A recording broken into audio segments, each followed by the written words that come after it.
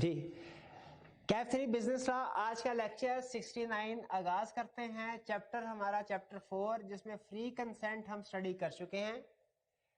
آج ہم سٹارٹ کرنے جا رہے ہیں وائڈ ایگریمنٹ. آج کے لیکچر میں ہم وائڈ ایگریمنٹس کے بارے میں سٹڈی کریں گے. وائڈ ایگریمنٹ کی ایک پوری لسٹ ہے. وائڈ ایگریمنٹ کا بیسک میننگ کیا ہے؟ وہ ایگریمنٹ جو انفورسیبل بائی لا نہ ہو، سمپل. لیکن وہ کتنی ٹائپس کے ایگریمنٹ ہے ان کی لسٹ آج سٹڈی کریں گے.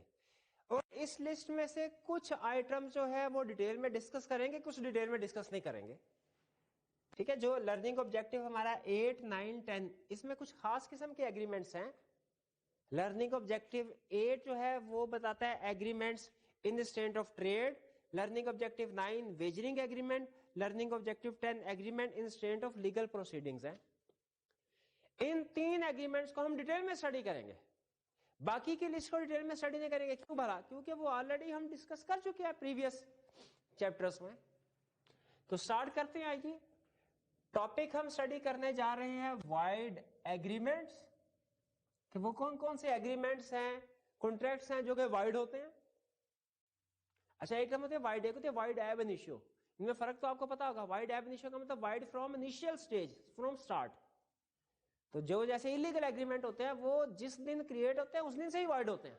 لیکن کچھ ایگریمنٹ ایسے ہوتا ہے جو جس دن کریٹ ہے اس دن تو ویلڈ ہے، بعد میں کسی وجہ سے وائڈ ہو جاتے ہیں. جیسے جس وقت ایگریمنٹ ہو رہا اس وقت تو سبجیکٹ میٹر گھوڑا زندہ تھا. بعد میں جب ڈیو ڈیٹ آئی، جس دن وہ سیل پرچیز ہونی تھی اس دن کے آنے سے پہلے گھوڑا مر گیا. تو اب یہ انیشلی کانٹریکٹ تھا لیکن سبجیکٹ میٹر ڈسٹرائے ہو گیا تو یہ کانٹریکٹ وائڈ ہو گیا. اس کے لیے ہم وائڈ کانٹریکٹ کی ٹرم یوز کر لیتے ہیں. اور جو وائڈ ایب انیشیو اس کے لیے وائڈ ایگریمنٹ کی ٹرم یوز کر لیتے ہیں. تو بہرحال وائڈ ایگریمنٹس، اس میں یہ ساری ایگزامپلس ہیں. یہ بھی لسٹ ہے، یہ بھی لسٹ ہے، یہ تین بھی ایگزامپل ہے. یعنی ٹوٹل ہمارے پاس ایگزامپل ہے تقریباً 7 اور 3 10. ان میں سے 7 ایگزامپل ہم آلریڈی کور کر چکے ہیں. 3 ایگزامپلس کو آج کے لیکچر میں ڈیٹیل میں اسٹڈی کرنا ہے. لیکن ریویژن پرپز کے لیے میں جو پریویسلی ایگزامپل ڈسکس کر چکے ہیں ہم پریویس چیپٹر میں، چیپٹر 2 3 اور 4 میں، 4 تو پڑھ رہے 2 اور 3 میں، تو وہ بھی میں آپ کے ساتھ ڈسکس کرنا چاہ رہا ہوں. سب سے پہلا ایگزامپل وائڈ ایگریمنٹ. کون سا ایگریمنٹ ود انکمپیٹنٹ پرسن. آپ کہتے ہیں کیپیسٹی آف پرسن میں پڑھا 3 طرح کے person minor, person of unsound mind اور پرسن ڈسکوالیفائڈ والا. ان کے ساتھ ایگریمنٹ کریں گے، ایگریمنٹ وائڈ ہے. ٹھیک ہے. لیکن آگے وہ فردر ڈیٹیل ہم نے پڑھی تھی کہ مائنر کے ساتھ جو ہے وہ وائڈ اگینسٹ ہم ہے. ٹھیک ہے، وہ آگے فردر. لیکن مین جو کنسپٹ تھا، بیسک کنسپٹ، 2 حرفی بات وہ یہ تھی کہ جو پرسن انکمپیٹنٹ ٹو کانٹریکٹ ہے ان کے ساتھ ایگریمنٹ کریں گے تو وہ وائڈ ہے. Agreement under by lateral mistake of act ابھی پڑھ کے ہٹے ہیں پریویس لیکچر میں کہ اگر بائی لیٹرل مسٹیک ہوگی کانٹریکٹ کیا ہوگا، اور اگر یونیلیٹرل مسٹیک ہوگی تو 2 ایگزامپل بتائیں جب یونیلیٹرل مسٹیک میں بھی کانٹریکٹ وائڈ ہوتا ہے. Mistake as to nature of contract اور آئیڈینٹی آف پرسن والا. شاباش، یہ بھی کور کر لیا نا. آگے چلے. Agreement with unlawful object اور consideration. Illegal agreement previous chapter میں تھا ان لافل ایگریمنٹ. یہ تو ایک خصوصی تباہ کن قسم تھی وائڈ ایگریمنٹس کی، ہے نا. انلیگل جس میں رجسٹریشن بھی لا الاؤ نہیں کرتا اور کولیٹرل ٹرانزیکشن بھی وائڈ ہو جاتی. انسرٹن ایگریمنٹ، ایگریمنٹس جن میں ٹرمز اینڈ کنڈیشن کلیئر نہ ہو، سرٹن نہ ہو. اتنے تنہا دوں گا آپ کو، آپ خوش ہو جائیں گے. انسرٹن ایگریمنٹ وداؤٹ کنسیڈریشن، ایسا ایگریمنٹ جس میں کنسیڈریشن نہ ہو وہ بھی وائڈ ہے. لیکن اس کی کچھ ایکسیپشنز تھیں. Agreement on account of natural love and affection, اور کون سے تھے؟ Completed gift, time bar debt, اس کی کنڈیشن تھی. اور چلے کافی ہے، لنک ہو گیا نا آپ کا کہ کنسپٹ ہم نے پڑھا ہوا ہے، ثابت ہو گیا. آگے agreement in state of marriage. A نے بی سے کہا وعدہ کرو سی کے ساتھ شادی نہیں کرو گی. ایگریمنٹ ویلڈ ہے؟ نہیں، ایگریمنٹ اسٹیٹ آف میرج ہے. لیکن اگر اے بی کا ایگریمنٹ ہوا، اے باپ ہے، بی اپنی بیٹی کو کہہ رہا ہے وعدہ کرو سی میرا بھتیجا ہے، تم میرے بھتیجے سے ہی شادی کرو گی. یہ جو ہوتا ہے ایگریمنٹ، ایک ہوتا ہے ایگریمنٹ ناٹ ٹو میری، یہ وائڈ ہے. ایک ہوتا ہے ایگریمنٹ ٹو میری، یہ ویلڈ ہے. دونوں میں فرق ذہن میں رکھیے گا. ٹھیک ہے، تو ایگریمنٹ انسٹینٹ آف میری یعنی ایسا ایگریمنٹ جو ناٹ ٹو میری ہو وہ وائڈ ہے. ایگریمنٹ ٹو میری، اے اور بی کا ایگریمنٹ ہو جاتا ہے کہ ہم اے کہہ رہے میں بی سے ہی شادی کروں، ایگریمنٹ ہو گیا، یہ ویلڈ ہے. اس کو اگر اس کی وائلیشن کریں نا، آگے چل کے ہم پڑھیں گے جب وہ پینلٹی والا، جب بریچ آف کانٹریکٹ کا ٹاپک پڑھیں گے، اس ایگریمنٹ کی وائلیشن پہ جو ایگریمنٹ ٹو میری ہوتا ہے اگر اس کو پورا نہ کرے لا ایگزامپلی ڈیمیجز الاؤ کرتا ہے. کہتے ہیں ایسے اتنے پیسے ہم آپ کو دیں گے اس ایگریمنٹ کو توڑنے میں دوسرے بندے سے لے کے، آپ کی باقی کی ساری زندگی سکھی گزرے گی ایکسپٹ مائنر. یعنی مائنر اگر ایگریمنٹ کرے نا، وہ کہتے ہیں بھائی 18 سال کے بعد شادی ہونی چاہیے مائنر کی، اس سے پہلے نہیں ہونی چاہیے، لا یہ کہتا ہے. تو مائنر کے ساتھ اگر ایگریمنٹ کریں، وہ وعدہ کرو تم جب 18 سال کے کسی کے ساتھ بھی شادی نہیں کرو گے، تو وہ ویلڈ ہے. لیکن 18 سال کے بعد ایگریمنٹ ٹو میری ویلڈ ہے، agreement not to marry void. Agreement to do impossible thing, اس کی بھی ایگزامپل پڑھ چکے ہیں. ٹھیک، 10,000 روپے دوں گا اگر 1 منٹ میں 10 صفحے لکھ کے دکھاؤ گے. 1 منٹ کہاں 10 صفحے لکھے جاتے ہیں، ایک لائن نہیں لکھی جاتی ہم سے تو ایگزام میں، 10 صفحے کہاں لکھتے ہیں. Impossible thing void. یہ تھی وہ ایگزامپل جو ہم آلریڈی کور کر چکے ہیں. اب ہم وہ ایگزامپلس کور کرنے جا رہے ہیں جو نیو ہیں، اور ان کو دھیان سے آپ نے پڑھنا اور سمجھنا ہے. پہلی example, agreement in restraint of trade. کسی کو ٹریڈ سے روکنے کا جو ایگریمنٹ ہوگا وہ وائڈ ہوگا. آپ کو یاد ہوگا اس سے پہلے میں نے آپ کو شروع میں جب وہ ہم نے پرومس کی ڈیفینیشن کانٹریکٹ شروع کیا تھا چیپٹر 2 میں بتایا تھا، ایک ہوتا ہے agreement to do something, ایک ہوتا ہے agreement not to do something. اور ناٹ ٹو ڈو میں نے آپ کو ایگزامپل بتائی تھی کہ ایک مارکیٹ میں 2 ٹریڈر دکاندار ہے، دونوں کا آپس میں کمپٹیشن ہے. اے بی کو کہتا ہے یار میرے سے 1 لاکھ روپیہ لو، آئندہ سے تم نے اس مارکیٹ میں کام نہیں کرنا، کسی اور جگہ جا کے دکان چلاؤ. یہ تھا agreement not to do something, not to do something. صرف اتنی ایگزامپل بتائی تھی، آج اس کا لیگل سٹیٹس بتانے جا رہا ہوں. یہ ایگزامپل تو ہے not to do something کی، لیکن لا کہتا ہے یہ اس طرح کا کانٹریکٹ جس میں آپ ایک پارٹی کو منع کر دیتے ہیں کہ پیسے لو اور اس مارکیٹ میں آئندہ کام نہ کرنا، یہ ہے agreement in restraint of trade. یہ ایگریمنٹ وائڈ ہے. آپ اس ایگریمنٹ کو لیگلی انفورس نہیں کروا سکتے، نہیں کروا سکتے، کیونکہ ہر بندے کا حق ہے کہ وہ جہاں مناسب سمجھتا ہے تجارت کر سکتا ہے. تو agreement in restraint of trade void. آپ تھرو ایگریمنٹ کسی کو نہیں روک سکتے ٹریڈ کرنے سے، لیکن اس کی ایکسیپشنز بھی لو. اچھا یہاں پہ فرق سنیے گا، فرق ٹیکنیکل ہے، ذرا دھیان سے سنیے گا ورنہ بات جو ہے نا پھسل جائے گی.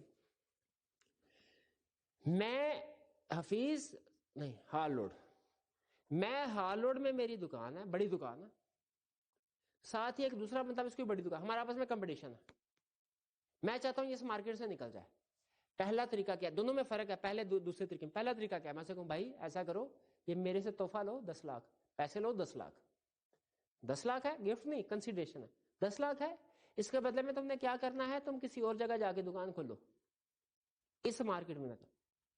پہلی سچویشن یہ ہے. لا کہتا ہے یہ ایگریمنٹ وائڈ ہے، یہ agreement in state of trade ہے. دوسری سچویشن، میں اس کو کہتا ہوں ہاں بھائی بولو، اپنے آپ بزنس بیچتے ہو، مجھے اپنا بزنس بیچتے ہو، میں اسے مارکیٹ چھوڑنے کے پیسے نہیں دے رہا، اب میں اسے بزنس بیچنے کے پیسے دے رہا ہوں. اور بزنس سے مراد پورا بزنس انکلوڈنگ گڈ ول، اس کا نام بھی، کیونکہ مجھے پتا ہے یہ نام کی وجہ سے چلتی ہے دکان اس کی. اب اگر میں پورے کا پورا بزنس خرید لیتا ہوں تو یاد رکھے اب میں روک سکتا ہوں اس کو کہ تم نے اس مارکیٹ میں اس نام سے کام نہیں کرنا،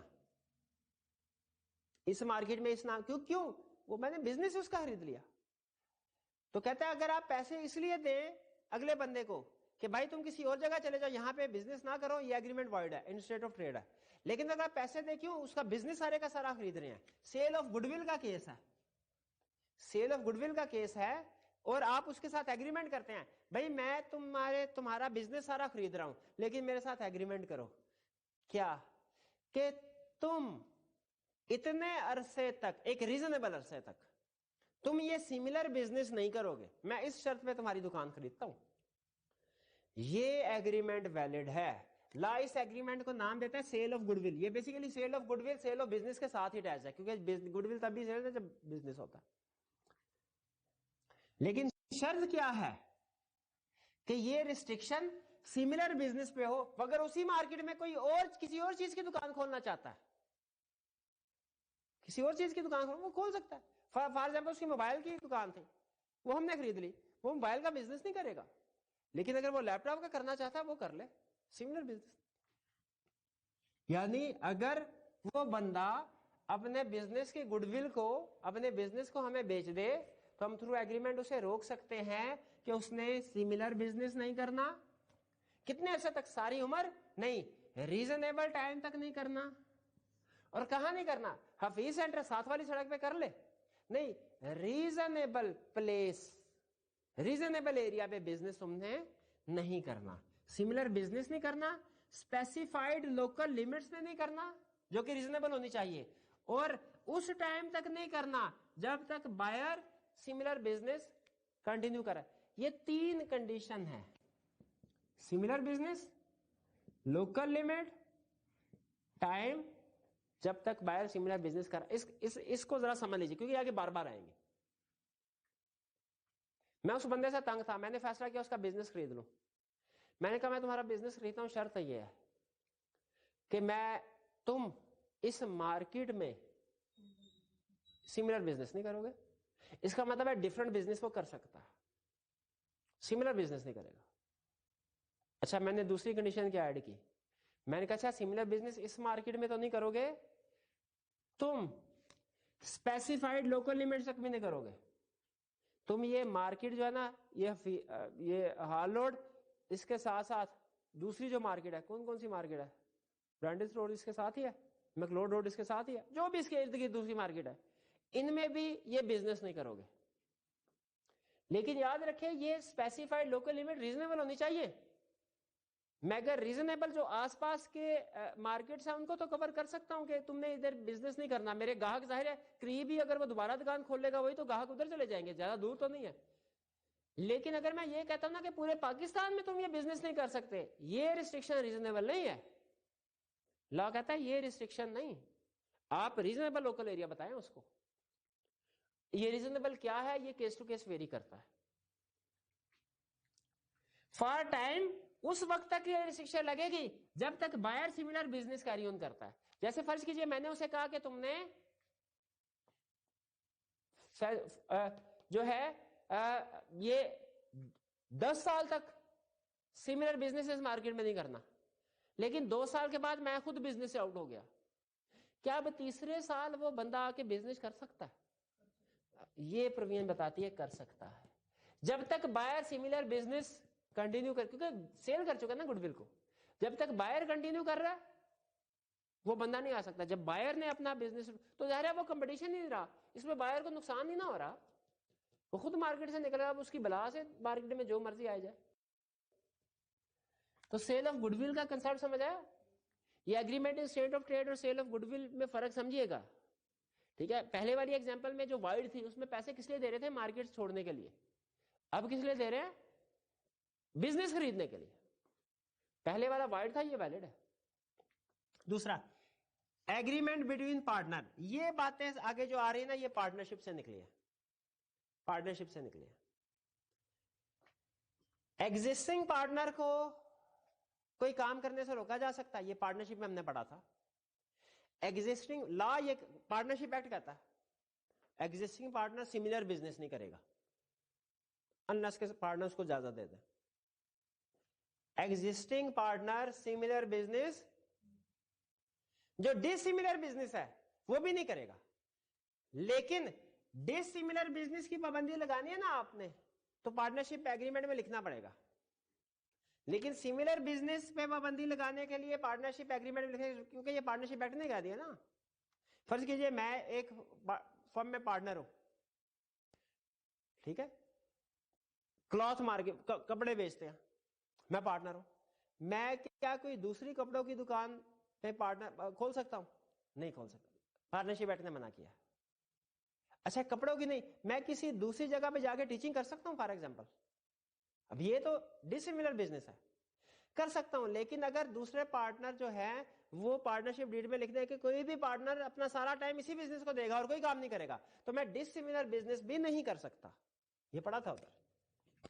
फिर आउटगोइंग पार्टनर हो, कोई पार्टनर जा रहा है, ये बाकी के तीनों केस उन्होंने अलग अलग डिस्कस किए हैं, बुक में आप पढ़ेंगे, लेकिन जब इनको रीड कर रहे होंगे ना, कंसेप्ट एक ही निकलेगा उसमें से।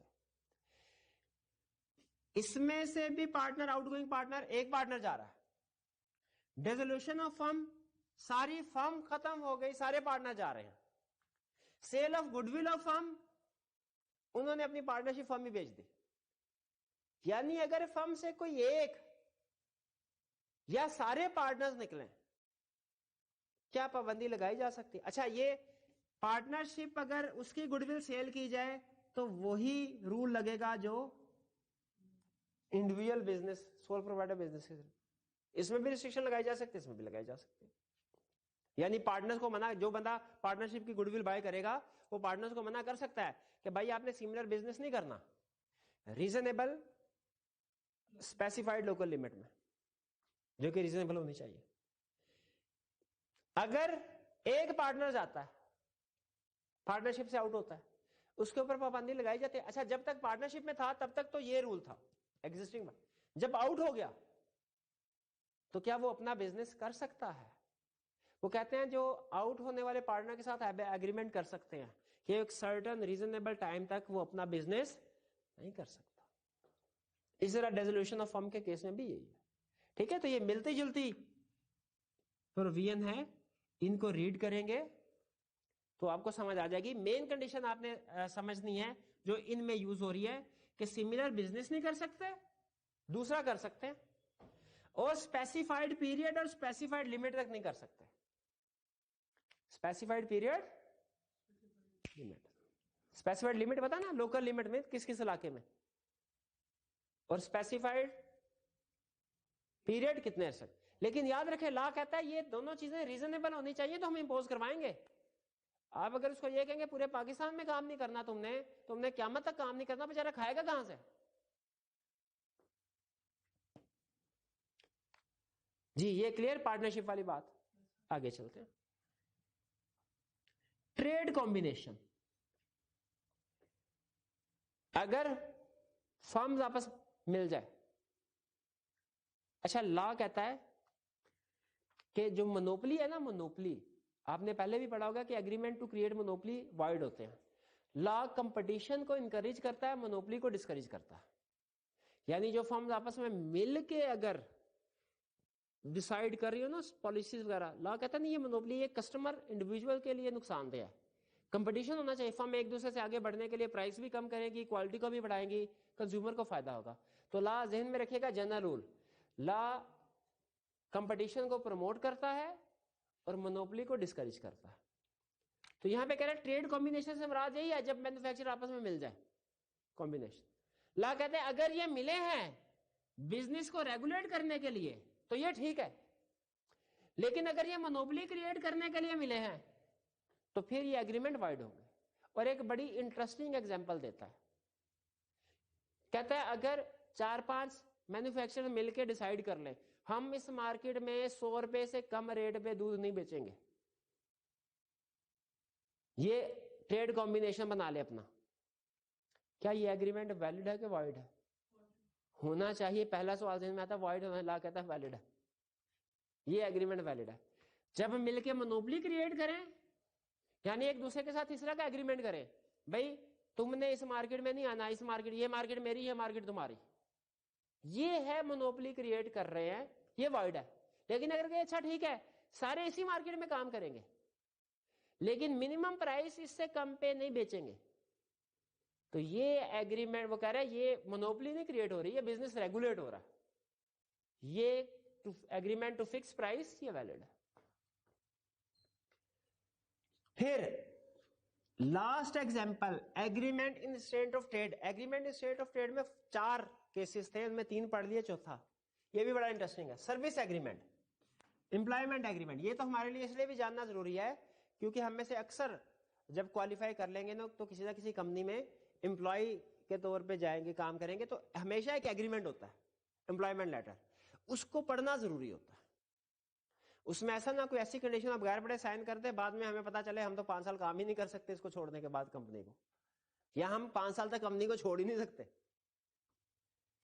तो वो बता रहे, कह रहे अगर आपका एम्प्लॉयमेंट एग्रीमेंट हो रहा है किसी के साथ, सर्विस एग्रीमेंट हो रहा है, उसमें ये लिखा गया कि आप एम्प्लॉयर को सर्व करेंगे स्पेसिफाइड पीरियड 5 साल तक, 5 साल से पहले आप एम्प्लॉयमेंट नहीं छोड़ेंगे, ये एग्रीमेंट वैलिड है, आप 5 साल तक पाबंद हो गए उसके साथ काम करने के लिए, ये एग्रीमेंट वैलिड है, ये कंडीशन वैलिड है।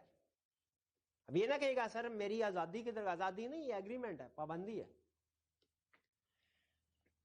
फिर to prevent employ from accepting any other engagement during employment, क्या एग्रीमेंट में ये लिखा जा सकता है कि एम्प्लॉय और कोई काम भी नहीं करेगा जब तक वो एम्प्लॉय हमारा? बिल्कुल, ये भी वैलिड है। राइस के साथ मेरा एम्प्लॉयमेंट का एग्रीमेंट हुआ, क्या वो ये कह सकते हैं एग्रीमेंट कीजिए कि आप कम से कम 3 साल तक हमारे साथ काम करेंगे, इससे पहले राइस को नहीं छोड़ेंगे? बिल्कुल, और मैं पाबंद दूंगा 3 साल तक सर्व करने के लिए। क्या वो ये कह सकते हैं अच्छा जब तक हमारे पास आप रहेंगे 3 साल तक आप किसी दूसरे कॉलेज में एक लेक्चर भी डिलीवर नहीं करेंगे? बिल्कुल, ये भी लिख सकते हैं, ये भी मेरे ऊपर वैलिड होगा। एम्प्लॉयर अगर चाहे तो एम्प्लॉय को प्रिवेंट कर सकता है कि जब तक वो इस एम्प्लॉयमेंट में है कोई दूसरी एंगेजमेंट को एक्सेप्ट नहीं करेगा। और to prevent employ from accepting similar after employment, अच्छा दूसरी वाली तो ड्यूरिंग एम्प्लॉयमेंट की थी, वो तो फिर भी रीजनेबल लग रही है। आफ्टर एम्प्लॉयमेंट क्या एम्प्लॉय को रोका जा सकता है कि तुमने काम नहीं करना? ये सिचुएशन डिस्कस करने वाली है। भाई पहले चीज ये सर में आते हैं, अगर उसको रोक देंगे कि तुमने एम्प्लॉयमेंट छोड़ने के बाद भी काम नहीं करना, तो खाए पिएगा कहां से, कमाएगा कहां से?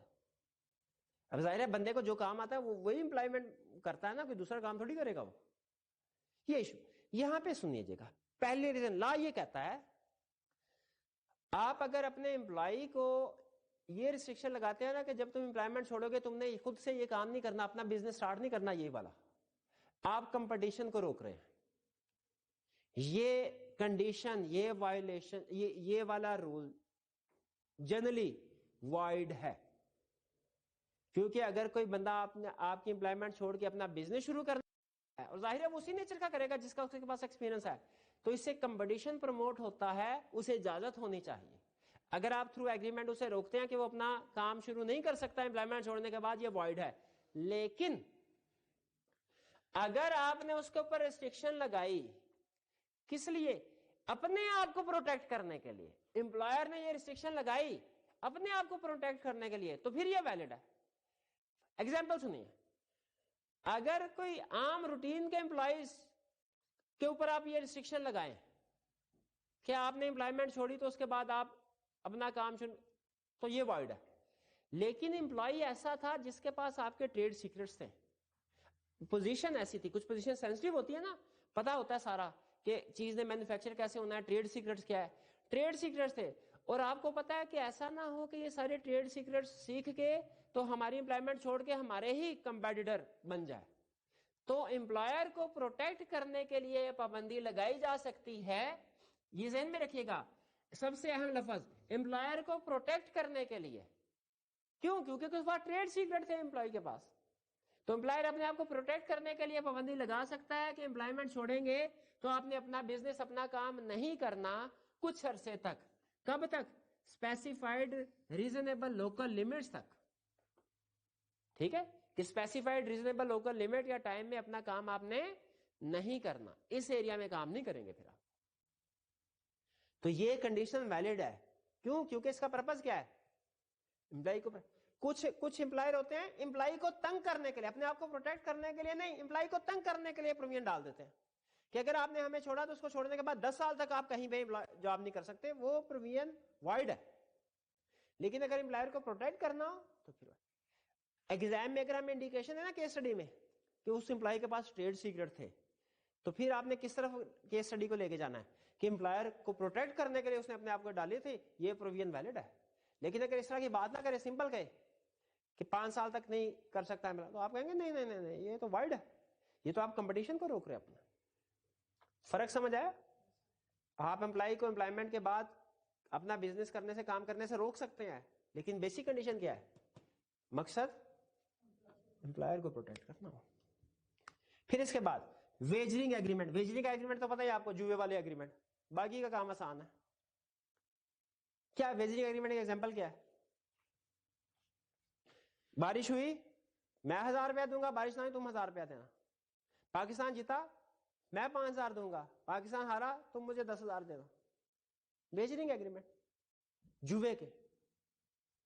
یہ گھوڑا جیتا، میں باہر بیٹھا ہوں، یہ گھوڑا جیتا تو اتنے پیسے میں تمہیں دوں گا، ہارا تو تم مجھے اتنے پیسے دینا. جوا. ویجرنگ ایگریمنٹ وائڈ ہے. ان کا ایفیکٹ وہی ہے جو انلیگل ایگریمنٹ کا ہوتا ہے. یاد ہے انلیگل ایگریمنٹ کا کیا ایفیکٹ تھا؟ انلیگل ایگریمنٹ وائڈ، ریسٹوریشن بھی الاؤڈ نہیں، اور کون سا تھا؟ کولیٹرل ٹرانزیکشن بھی وائڈ. تو سملر ایفیکٹ یہاں پہ ہے. لیکن کہتا ہے کچھ ایگریمنٹ ایسے ہیں جو ویجرنگ ایگریمنٹ نہیں ہوں گے. یہ سن لیں. پہلے prize competition involving games of skill. بعض اوقات اخبار میں پزل آ جاتا ہے، جو یہ فل کرے گا اسے انعام ملے گا، باقیوں کو نہیں ملے گا. پزل سالو کرنا بیسیکلی یہ ویجرنگ جوا نہیں ہے. ٹھیک ہے، پرائز کمپٹیشن جو ہوتے ہیں نا، ونر آف ہارس ریس کو انعام ملے گا، یہ جوا نہیں ہے. اچھا اس سے یہ مراد نہیں ہے کہ میں گھوڑے پہ پیسے لگا رہا ہوں، یہ گھوڑا جیتا تو یہ نہیں. نہیں، جو گھڑ سوار ہوتا ہے نا، جو گھوڑے دوڑا رہا ہوتا ہے، وہ اگر پہلے نمبر پہ آئے اور اس کو جو انعام ملنا ہے وہ اس کی اجازت ہے. جو باہر بیٹھے ہوتے ہیں، جو گھوڑوں کے جتنے ہارنے میں پیسہ لگا رہے ہوتے ہیں، وہ جوا ہے. لیکن جو گھڑ سوار اپنی مہارت کی وجہ سے پہلے نمبر پہ آیا، اس کو انعام دیتے ہیں، وہ جوا نہیں ہے. دو پہلوانوں کی کشتی ہو رہی ہے، ریسلنگ ہو رہی ہے، اب یہ ہوا کہ جی جو جیتے گا اس کو 1,00,000 ملے گا روپیہ. یہ جوا نہیں ہے، یہ جوا نہیں ہے، یہ کمپٹیشن ہے ان کا. Contract of insurance. اگر آپ کے ایسٹ جل گئے، ہم آپ کو کمپنسیٹ کریں گے. کیا جوا؟ نہیں، جوا نہیں ہے. Sale and purchase of share at future date. اچھا یہ انٹرسٹنگ ایگزامپل ہے. میں نے اسٹاک بروکر سے کہا میں 1 مہینے کے بعد نیسلے کے 1000 شیئر خریدوں گا. جوا ہے؟ نہیں.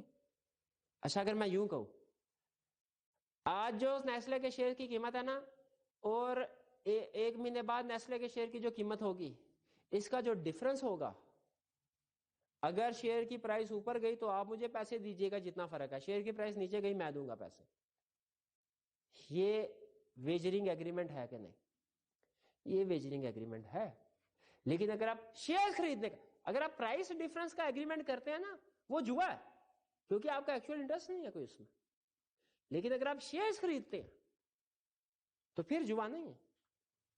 تو یہ 4 ایگزامپلز ہیں جو ویجرنگ ایگریمنٹ نہیں ہے. باقی جتنے وہ جو جوا ہے، وہ آپ کو پتا ہے جوے کی جو شکلیں ہوتے ہیں، پتا ہے نا آپ کو. اچھا چلیں. Third, agreement instead of legal proceedings. یہ بھی آپ کو بتایا تھا. کیا ہم تھرو ایگریمنٹ کسی کو یہ کہہ سکتے ہیں اچھا بھائی ایگریمنٹ کرو، میں تو تمہارے خلاف کیس کروں گا، تم میرے خلاف کیس نہ کرنا. یہ ایگریمنٹ ویلڈ ہے کیا؟ ویلڈ. ایک کمپنی نے اپنی پروڈکٹ سیل کی اور نیچے لکھ دیا بھائی پروڈکٹ میں جو مرضی ڈیفیکٹ ہو آپ ہمارے خلاف قانونی کارروائی نہیں کر سکتے. آپ اس کے رائٹس کو ختم کر رہے ہیں، رائٹس کو ختم کر رہے ہیں. کیا ہم یہ کہہ سکتے ہیں کہ intention to create legal relationship نہیں ہے تو یہ ایگریمنٹ وائڈ نہیں؟ وہ تو سوشل میں ہوتا ہے، کمرشل میں تو آپ تھرو ایگریمنٹ. ہاں لیکن یہ 3 ایگزامپل ہیں جو ویلڈ ہیں، یعنی ان میں جو آپ لیگل پروسیڈنگ کے رائٹ کو کسی نہ کسی طریقے سے ریسٹرکٹ کر رہے ہیں، لیکن لا کہتا ہے یہ ویلڈ ہوں گی. یہ کون سی ہیں؟ پہلی example, to refer dispute to arbitration. Arbitration پتا آپ کو کیا ہوتا ہے؟ آربیٹریشن کے ساتھ لکھ لیں سمجھنے کے لیے پنچایت. جو فیصلے ہوتے ہیں نا، فیصلے وہ عدالتوں میں بھی ہوتے ہیں، وہ پنچایتوں میں بھی ہوتے ہیں. पंचायत में फैसला, अगर पंचायत में कोई समझदार बुजुर्ग बैठे हो ना, तो फैसला, झगड़े वगैरह को फैसला करवाने का बेहतरीन तरीका होता है पंचायत में जाए, वहां पे टाइम भी नहीं लगता और विन विन सिचुएशन में फैसला हो जाता है, वकीलों की फीस वगैरह भी नहीं बढ़नी पड़ती। तो उसी तरह जिस तरह पंचायत होती है, उसी तरह कमर्शियल ऑर्गेनाइजेशन जो होती है ना, जैसे एक मार्केट है, उस मार्केट के अंदर यूनियन बनी होती है, उन्होंने अपना एक आर्बिट्रेटर बनाया होता है कि इस मार्केट के ताजिरों के आपस के जितने भी इख्तलाफात होंगे या कस्टमर के इख्तलाफात होते हैं, वो कोर्ट कचहरियों में नहीं, वो आर्बिट्रेटर सेटल करेगा। तो अगर एग्रीमेंट में ये लिखा जाए कि डिस्प्यूट हुआ ना, तो हम फर्स्ट हैंड कोर्ट पे नहीं जाएंगे, पहले आर्बिट्रेटर के पास जाएंगे, तो फिर ये प्रोविजन वैलिड है। अगर डिस्प्यूट अराइज हुआ तो पार्टीज पहले किसके पास जाएंगी? आर्बिट्रेटर के पास। आर्बिट्रेटर पता ना, चल गया ना, सालिस, जो सालिसी करवाएगा। हाँ, अगर कोई पार्टी आर्बिट्रेटर के पास जाती फैसला से मुतमिन नहीं है, वो बहरहाल कोर्ट जा सकती है, फिर भी इसके बाद भी आर्बिट्रेशन के बाद भी कोर्ट जा सकती है। आर्बिट्रेशन बेसिकली हमारा लीगल, ऑफिशियली जो हमारी लीगल प्रोसेस है उसका हिस्सा नहीं है। Not to file appeal in upper court, क्या पार्टीज ये फैसला कर सकती हैं कि हम एक दूसरे के खिलाफ केस कर सकते हैं? लेकिन केस आपको पता है वो कोर्ट स्ट्रक्चर है, वो हम पढ़ेंगे। सबसे नीचे होता है सेशन कोर्ट या सिविल कोर्ट, फिर हाई कोर्ट, फिर उसके बाद होता है सुप्रीम कोर्ट। वो कहते हैं अच्छा हम जाएंगे सिविल कोर्ट में, ठीक है, इसमें जो फैसला कर दिया ना उसकी अपील नहीं करेंगे, बस वही खत्म, क्लोज हो गया। तो लॉ कहता है ये एग्रीमेंट वैलिड है, क्योंकि इसमें आप कानूनी हेल्प लेने से नहीं रोक रहे, हेल्प ले रहे हैं, सेशन कोर्ट में गए, सिविल कोर्ट में गए, हेल्प ले रहे हैं, सिर्फ उस बात को आगे बढ़ाने से को रोक रहे हैं। तो ये प्रोविजन वैलिड है कि हम not to file appeal in upper court, के कोर्ट जाएंगे जरूर लेकिन सिर्फ एक कोर्ट में, आगे अपील फाइल नहीं करेंगे फैसले के खिलाफ। और लास्ट है selecting one court between two courts equally competent. आप अगर कभी मोबाइल खरीदे ना, एक दफा मैंने मोबाइल के टर्म्स एंड कंडीशन फारग बैठा था, पढ़ना शुरू कर दी, उस पर एक कंडीशन बड़ी इंटरेस्टिंग थी। मोबाइल मैंने खरीदा लाहौर से था, जो कंपनी का हेड ऑफिस था वो कराची में था। उसमें लिखा हुआ था अगर आपको इस प्रोडक्ट के हवाले से डिससेटिस्फाइड है और कंपनी के खिलाफ आपने केस करना है, तो टर्म एंड कंडीशन ये आप एग्री करें कि आप केस जो है वो कराची की कोर्ट में करेंगे, लाहौर की कोर्ट में नहीं करेंगे। यानी कंपनी ने अपनी कन्वीनियंस देखी, उन्होंने कहा अगर कस्टमर ने लाहौर के ऑफिस में कोर्ट कर दिया ना, ये लाहौर में केस फाइल कर दिया लाहौर की कोर्ट में, तो कंपनी के लॉयर्स को या कंपनी को लाहौर आना पड़ेगा। तो हालांकि लाहौर में भी सिविल कोर्ट है, कराची में भी सिविल, दोनों इक्वली कॉम्पिटेंट है दोनों। तो हम अगर ये एग्री कर ले पार्टीज आपस में कि दोनों में से किसी भी जगह पे केस फाइल किया जा सकता है, लेकिन हम सिर्फ कराची में करेंगे, लाहौर में नहीं करेंगे, क्या ये एग्रीमेंट वैलिड है? ये वैलिड है। ये agreement in state of legal proceedings नहीं। लेकिन अगर किसी को कहा जाए भाई तुम केस फाइल ही नहीं कर सकते हमारे खिलाफ, उसमें वो वाइड है।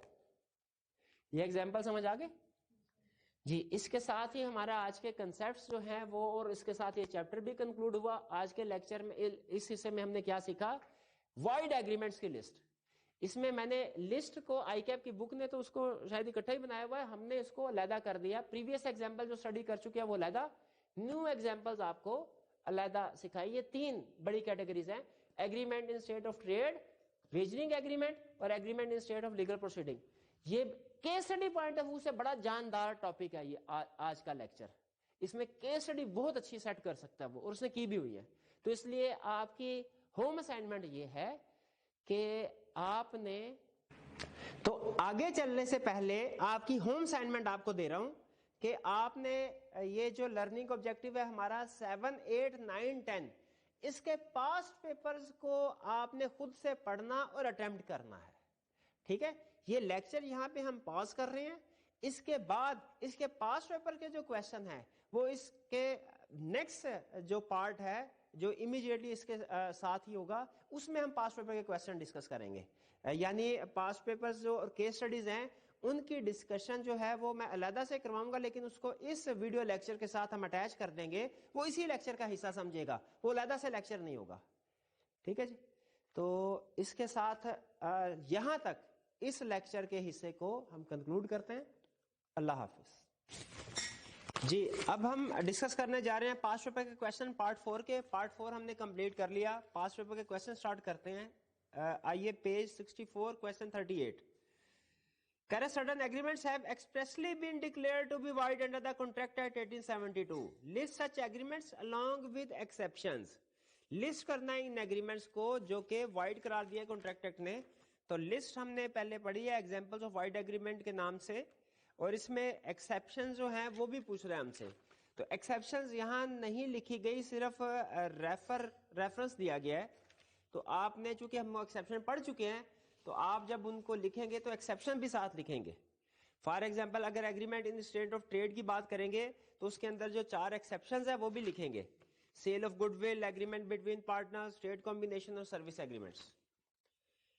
کویشچن 39. کویشچن 39 ہمارا ریپیٹ ہو رہا ہے. یہ ہم نے شاید چیپٹر 2 میں اسٹڈی کیا تھا جب ہم اسینشلز آف کانٹریکٹ اسٹڈی کر رہے تھے. میرا خیال ہے اس جگہ پہ یہ 4 کیسز جو ہم نے اسٹڈی کیے تھے سرٹینٹی والے ٹاپک میں. ان میں سرٹینٹی نہ ہونے کی وجہ سے ایگریمنٹس وائڈ ہوتے ہیں.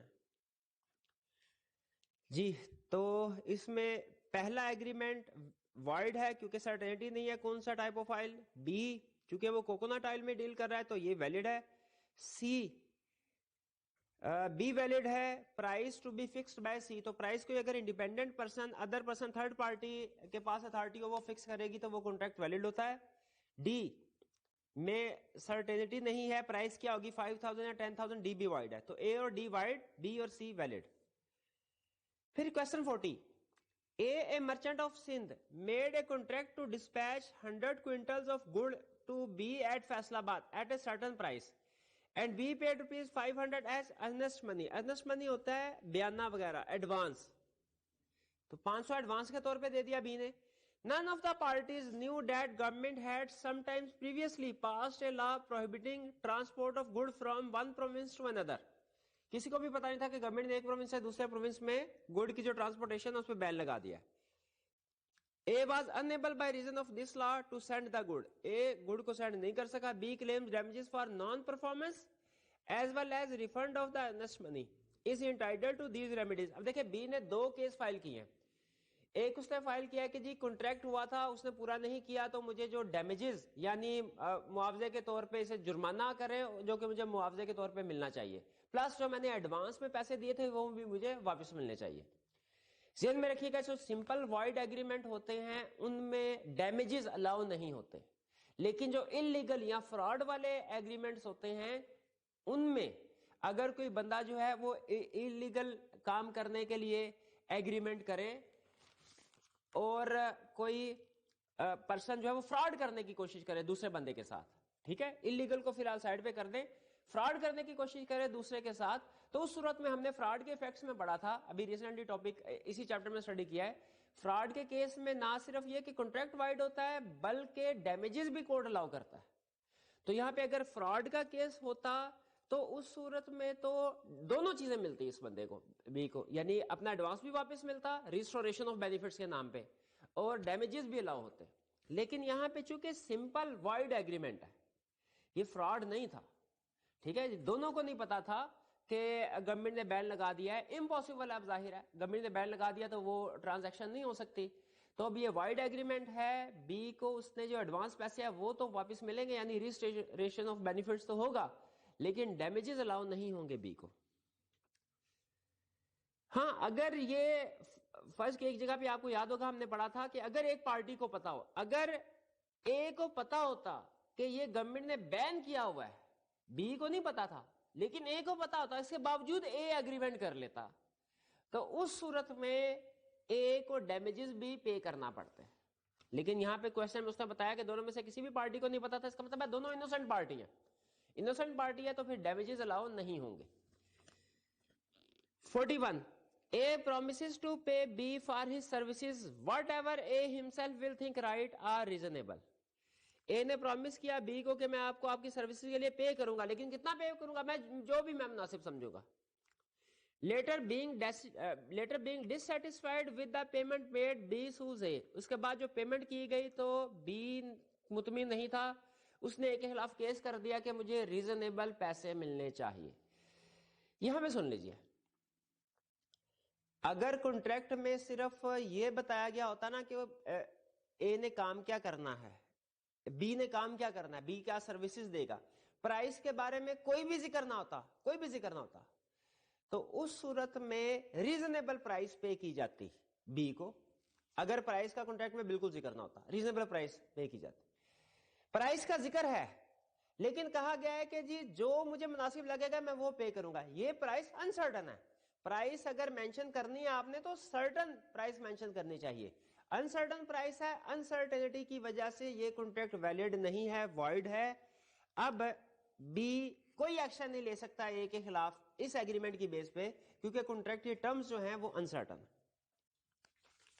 اور وہ کانٹریکٹ بیسیکلی ویلڈ ہے ہی نہیں, وائڈ ہے, یا وائڈ ایگریمنٹ کہہ لیں اس کو. 42. An agreement in state of trade is void. State the exception to this rule as given in the Partnership Act. Exception بتانی ہے اس کی, لیکن صرف پارٹنرشپ ایکٹ والی بتانی ہے. تو ہم نے اس میں جو سیکنڈ ہیڈنگ ہے ایگریمنٹ بٹوین پارٹنرز, اس کو ڈسکس کرنا ہے اس کوشچن میں صرف. باقی کے جو ہمارے ٹریڈ کمبینیشن, سروس ایگریمنٹ یا سیل آف گڈ ول والی ایکسیپشنز ہیں وہ اس کوشچن میں ڈسکس نہیں کریں گے, کیونکہ اس نے صرف اور صرف پارٹنرشپ ایکٹ والی پوچھی ہے. پھر آتے ہیں کیس اسٹڈی کی طرف. 43. Qadeer and Javed sold their confectionery business along with goodwill. Qadeer اور جاوید اکٹھے کام کر رہے تھے, اپنا بزنس سیل کر دیا کس کو, ٹو اسد سویٹس کو. اب دیکھیں یہاں پہ انہوں نے اپنا پورا بزنس اور گڈ ول جو ہے وہ سیل کر دیا. They also agreed not to carry on similar business for a period of 3 years. انہوں نے یہ بھی ایگری کیا کہ 3 سال تک سملر بزنس نہیں کریں گے. After 1 year of the sale, Qadir started similar business on the ground that agreement in state of trade are void. قدیر نے 1 سال کے بعد ہی بزنس سٹارٹ کرنا شروع کر دیا اور کہنے لگا ایگریمنٹ جو ٹریڈ کو پروہیبٹ کرتے ہیں اور ریسٹرکٹ کرتے ہوں وہ تو وائڈ ہوتے ہیں. Describe the relevant provision of Partnership Act 1932 and explain whether Qadir is justified in his contention. Qadeer justified نہیں ہے. نارملی آپ کسی کو منع نہیں کر سکتے, وہ کوئی بھی ٹریڈ کر سکتا ہے. جیسے اگر فرض کیجئے کوئی امپلائی ہے, جب امپلائی ہمارے پاس جب تک امپلائمنٹ میں ہے تب تک تو اس کو منع کیا جا سکتا ہے کہ کسی اور جگہ کام نہیں کرنا تم نے, لیکن جب وہ امپلائمنٹ چھوڑ دے تو اسے کسی اور جگہ کام کرنے سے نہیں روکا جا سکتا. ایون بلکہ وہ ساتھ ہی دکان کھول لے تو وہ بھی کھول سکتا ہے. لیکن یہاں پہ ایک ایکسیپشن میں پڑھی تھی, آپ کو یاد ہوگا کہ اگر امپلائر اپنے آپ کو پروٹیکٹ کرنے کے لیے یہ ریسٹرکشن لگائے کہ امپلائمنٹ چھوڑنے کے بعد امپلائی کسی اور جگہ کام نہیں کرے گا تو وہ ویلڈ ہو سکتی ہے. لیکن شرط کیا ہے کہ اس کا مقصد امپلائر کا انٹرسٹ پروٹیکٹ کرنا ہو, کیونکہ ہو سکتا ہے اس امپلائی کے پاس کوئی ٹریڈ سیکرٹس تھے جو کہ وہ یوز کر کے امپلائر کو نقصان پہنچے جب وہ کام شروع کرے. تو agreement in state of trade void ہوتے ہیں, کمنٹری یہ ہماری چل رہی تھی, وائڈ ہوتے ہیں بالکل ٹھیک ہے, لیکن اس کی کچھ ایکسیپشن بھی ہیں. جیسے اگر کوئی پرسن اپنی انڈیویجول ہے, اپنے بزنس کو گڈ ول سمیت سیل کر دیں, یا پارٹنرشپ ہے وہ گڈ ول سمیت بزنس کو سیل کر دیں, تو ایسے لوگوں کو ریسٹرکٹ کیا جا سکتا ہے کہ وہ سملر بزنس جو ہے اس کو سٹارٹ نہیں کریں گے. تو یہاں پہ جو قدیر ہے اس کو بالکل روکا جا سکتا ہے, اس نے گڈ ول سیل کی ہے اور یہ پروویژن بالکل ویلڈ ہوگی. یہ سچویشن ہے ہماری لرننگ آبجیکٹیو 8 میں, agreement between shares agreement between partners. اس کا 4تھ پوائنٹ ہے سیل آف گڈ ول, جس میں یہی کہہ رہا ہے کہ پارٹنرز اگر گڈ ول کو سیل کریں تو پھر ان کے اوپر ریسٹرکشن لگائی جا سکتی ہے کہ وہ ایک سرٹن ٹائم تک, ریزنیبل ٹائم تک اور ریزنیبل لوکل لمٹس میں بزنس نہیں کریں گے. Question 44. A and B carried on business in a certain locality in Karachi. A promised to stop business in that locality if B paid him rupees 1000. A stopped his business but B did not pay him the promised money. یہ وہی کہ can A recover amount from B. اب دیکھیے یہ وہی case ہے, agreement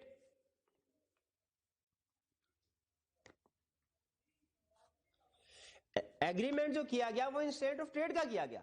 اگر آپ کسی دکاندار کے ساتھ شاپ کیپر یہ ایگریمنٹ کرتے ہیں نا کہ پیسے لو اور اس جگہ پہ تم نے کام نہیں کرنا, یہ ایگریمنٹ وائڈ ہے. لیکن اگر آپ یہ ایگریمنٹ کریں کہ پیسے لو اپنا سارا بزنس ہمیں بیچ دو گڈ ول سمیت اور پھر تم نے اس علاقے میں کام نہیں کرنا, تو اس صورت میں یہ ویلڈ ہوتا. سیل آف گڈ ول کے کیس میں ویلڈ ہے, لیکن یہاں پہ وہ بزنس یا گڈ ول سیل نہیں ہو رہا, وہ صرف اس کو پیسے دے رہا ہے بزنس کو بند کرنے کے, تو یہ ایگریمنٹ وائڈ ہے, ریکوری نہیں ہو سکتے. 45. Comment on validity of following agreements. کہہ رہا بتائیے کہ یہ agreements valid ہے کہ نہیں. A. An agreement bye 2 persons to avoid competition, void है, कंपटीशन जो है उसको लॉ इंकरेज करता है, तो एग्रीमेंट करे अगर कंपटीशन को अवॉइड करने का तो ये वॉइड एग्रीमेंट है। लेकिन याद रखें इसमें 2 एग्जांपल दी थी मैंने आपको, अगर तो एग्रीमेंट है मोनोपोली क्रिएट करने का वो वॉइड है, लेकिन अगर एग्रीमेंट है प्राइस फिक्स करने का, प्राइस रेगुलेट करने का, वो वैलिड होता है अगर कंपनीज मिलकर ये एग्रीमेंट करे तो। B an agreement among some manufacturing companies not to cell good below A minimum price and to divide the profits in a certain proportion, ये वही बात हो गई। अब वो बेसिकली मिनिमम प्राइस सेट कर रहे हैं, प्राइस को रेगुलेट कर रहे हैं, तो ये कॉन्ट्रैक्ट वैलिड है। C an agreement to restrain A servant from competing for 5 years after the period of service. देखिए यहां पे कोई बात नहीं कर रहा कि एम्प्लॉयर अपने आप को प्रोटेक्ट करना चाह रहा है इस वजह से उसने ये रिस्ट्रिक्शन लगाई है, या इस एम्प्लॉय के पास कोई ट्रेड सीक्रेट थे इस वजह से रिस्ट्रिक्शन लग रही है। तो क्वेश्चन के फैक्ट्स को सामने रख के कोई वैलिड रीजन नहीं है, बिला वजह उसके ऊपर रिस्ट्रिक्शन लगाई जा रही है, ये agreement in state of trade है, ये वॉइड होगा। D. An employee who possesses certain trade secrets agreed not to carry on similar business during 5 years after the termination of service। हाँ, अब ये देखिए C और D में फर्क सिर्फ एक ही चीज का है, क्या कि एम्प्लॉय के पास ट्रेड सीक्रेट्स हैं, इन ट्रेड सीक्रेट की वजह से एम्प्लॉयर ने ये प्रोविजन ऐड की अपने आप को प्रोटेक्ट करने के लिए। अब C वाले प्रोविजन वैलिड है, यानी इस केस सॉरी डी वाली जो प्रोविजन है ये वैलिड है, इस केस में एम्प्लॉय को रोका जा सकता है कि वो उसने काम नहीं करना सिमिलर, क्योंकि हमारे ट्रेड सीक्रेट्स को यूज करेगा वो। सी वॉइड था और डी वैलिड है। ई ए promises with B for good consideration that she will not marry सी। अब देखिए मैंने आपको बताया था एग्रीमेंट टू मैरी वैलिड होते हैं, agreement not to marry void होते हैं, तो ये basically agreement not to marry है, ये वॉइड है।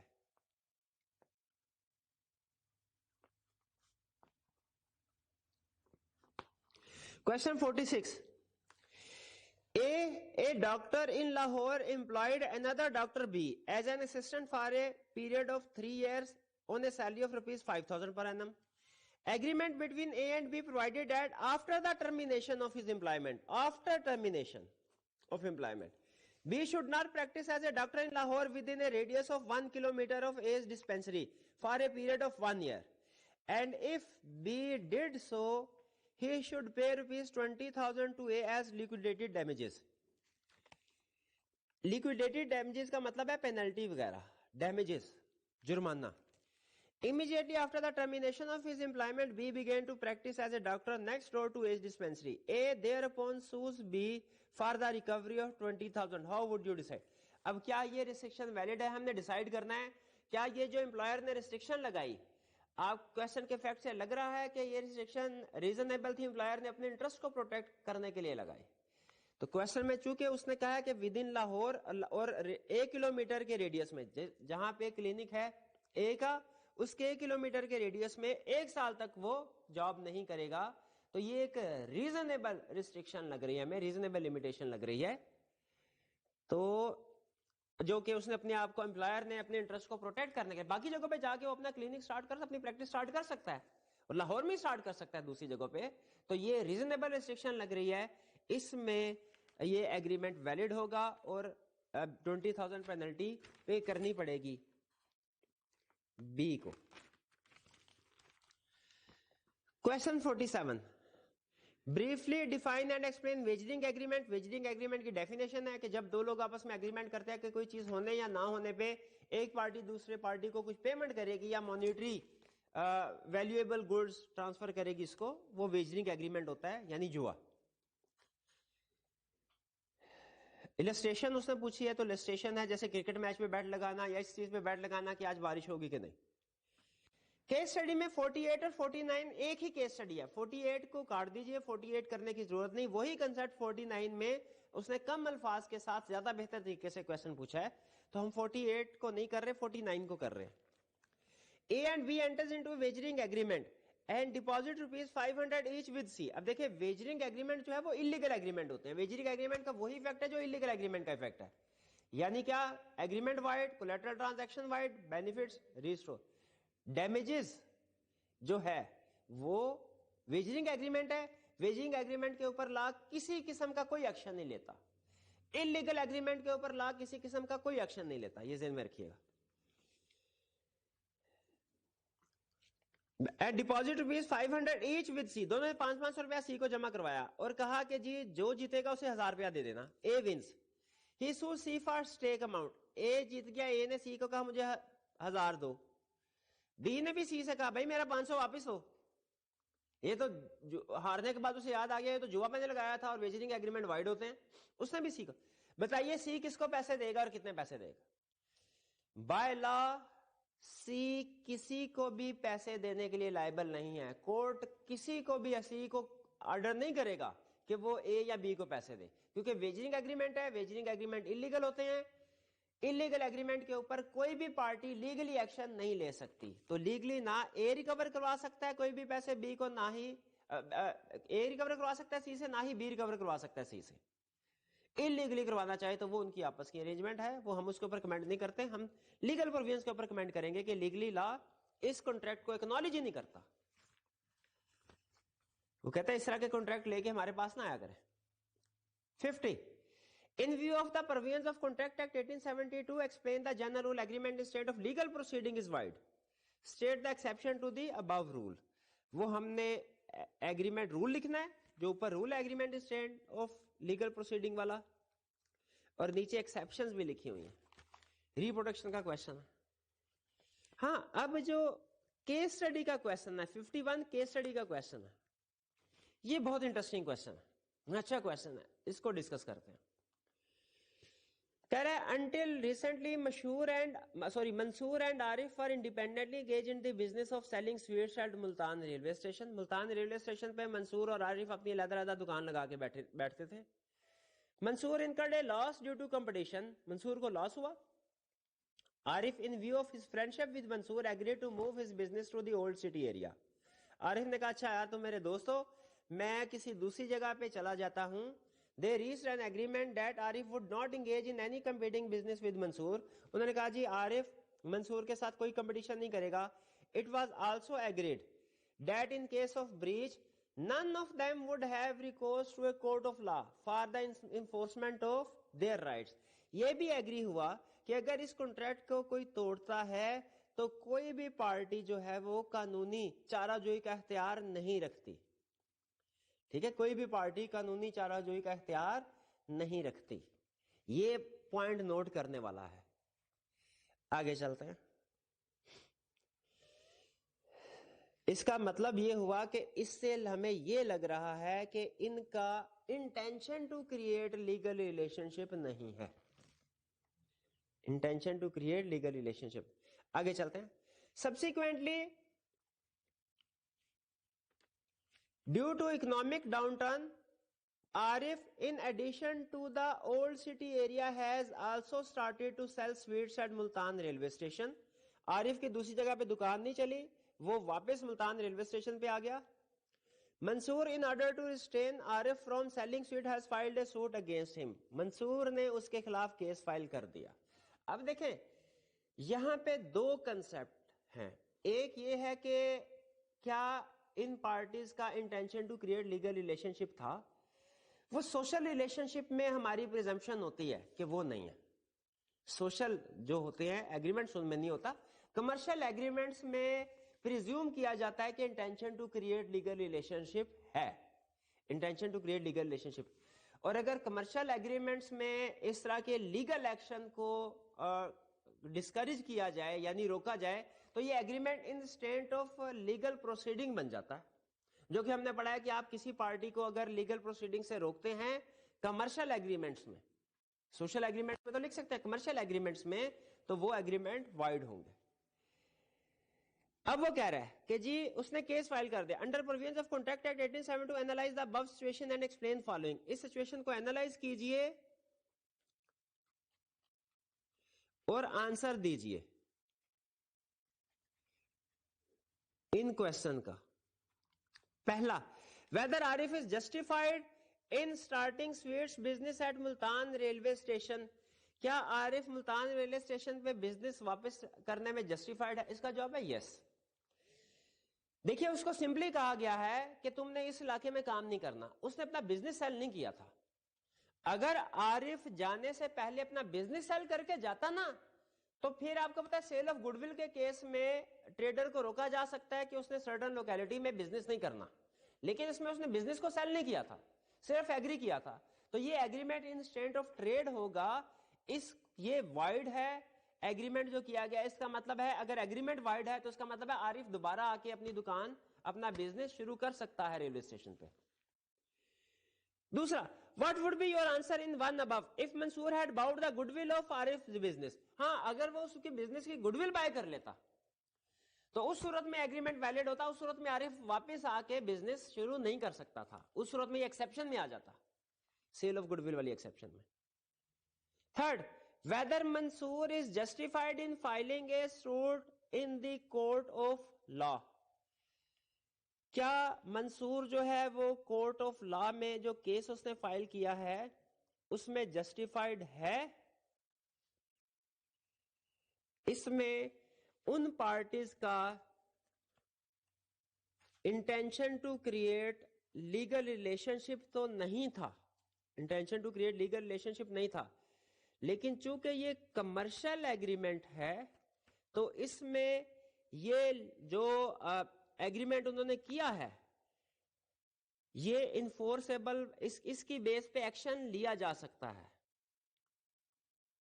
اس کی بیس پہ. تو میرا اوپینین اس میں یہ ہے کہ یہ ویلڈ ہے، یعنی منصور اس میں کیس فائل کر سکتا تھا کیونکہ اس میں جو کمرشل ایگریمنٹ ہے. لیکن میں اس کے اوپر ایک دفعہ آئی کیپ کا جو سجیسٹڈ سولوشن ہے وہ چیک کر لوں. اس میں میرا اوپینین یہ ہے، حالانکہ انہوں نے ایگریمنٹ میں لکھا ہے کہ کوئی بھی پارٹیز دوسرے کے خلاف ایکشن نہیں لے گی، تو اس میں ایک کنسپٹ ہمارے ذہن میں یہ آ جاتا ہے کہ intention to create legal relationship نہیں ہے.